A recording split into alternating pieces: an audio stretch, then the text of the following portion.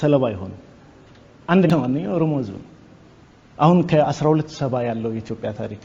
ከንጉስ ይኩኖ አምላክ ጀምሮ ያለውን ወደዚህ ያለውን ታሪክ ስናይ በዛ ሂደት ውስጥ ትልቅ የማንቋሸሽ ሰለባ የሆነው አሁን ኦሮሞ አለቃ አጽሜ የሚባሉ በሚኒልክ ጊዜ የነበሩ ይመስሉኛል ጸሐፊ መጽሐፋቸው ውስጥ የኦሮሞ ታሪክ የሚል መጽሐፋቸው ውስጥ አንድ ትርክት ያነሳሉ ምን ያህል ስር የሰደደ የማንቋሸሽ አካሄድ እንደሆነ እሳቸው ኦሮሞ አይደለም የሚሉት በሌላ ጸያፍ ቃል ነው የሚጠቀሙት ትርክቱም የሚጠቀመው በሌላ ጸያፍ ቃል ነው ግን እኔ ኦሮሞ ያልኩ ነው እነዚህ ኦሮሞዎች ከውሃ ውስጥ ይወጡ ናቸው የሚል ትርክት አለ ለረጅም ጊዜ ሲነገር የነበረ እንግዲህ አማራው ገዢ መደቦች ደብተራዎች የሚተርኩት ታሪክ እንደ አዳም እና ሔዋን ከነሱ የተወለዱ ሳይሆን ዝም ብሎ ከውሃ ውስጥ በስነ አመክንዮ በስነ ፍጥረቱ ምንም መሰረት የሌለው አባባል እንደዛ ተብሎ ይተረካል ይሉና ጸሐፊው ራሳቸው ይገርማቸዋል አይ ይሄ እንኳን እውነት ሊሆን አይችልም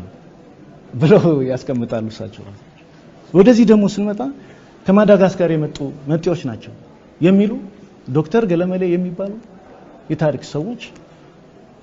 ይህንን ትርክ እስከ መስጠት ሄደዋል ለማንቋሸሽ ኦሮሞ እንደዚህ ሲባል ነበር በአማራው ገዢ መደብ ሂስትሪ ውስጥ በቀረበው ታሪካቸው የአገው ህዝብም ለምሳሌ ሌላው ነባር ህዝብ ደግሞ የአገው ህዝብ ነው የኩሽ ህዝብ ነው አገው የአገው ህዝብ እንግዲህ በጂኦግራፊም በታሪክም ስታው ከአማራ ህዝብ ጋር ተቀላቅሎ ወይም በጉርብትና የሚኖር እና በአማራው ገዢ መደብ የትርክት አሰራር ግን የአገው ህዝብ የሥራ ባህሉ ሲንቋሸሽ የኖረ ህዝብ ነው ፋቂ መጫኛ ነካሽ ቀጥቃጭ ገለመሌ የሚሉ ብዙ የማንቋሸሽ ስራዎች የነበሩበት የአገው ህዝብ ብቻ አይደለም የቅማንት ህዝብም እንደዚህ የቅማንት ህዝብ ከባድ ማህበራዊ መገለል በሰርግ በለቅሶ በመሳሰሉት ከባድ የማህበራዊ መገለል የሚደርስበት ነው እኔ ለመጀመሪያ ጊዜ ያወቅኩት የቅማንትን ማህበራዊ መገለል ያወቅኩት ወጣቱኝ የታንጉት ሚስጥር የሚል መጽሐፍ አለ እዛ ላይ ነው ይሄንን ሁኔታ ያወቅኩት ከዛም በኋላ ያለው እንግዲህ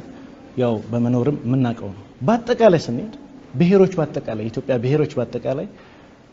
በቅርብ ታሪካችን በነበረው የአማራ ገዢ መደብ ስታይል የትርክት ስታይል ሁሉም ብሔሮች ጸያፍ ስሞች ይሰጣቸዋል ጸያፍ ስሞች የሚያጠለሹ ስሞች አላቸው ኦልሞስት ሁሉም ብሔሮች ይሄ የትርክት አካሄድ እንግዲህ አምሮን የሚቆጣጠር ነገር እና ሰው ላይ የሚፈጥረውን ጫና የነሱን ገዢነት ለማግነን ነው ይሄ ከታሪክ ያለው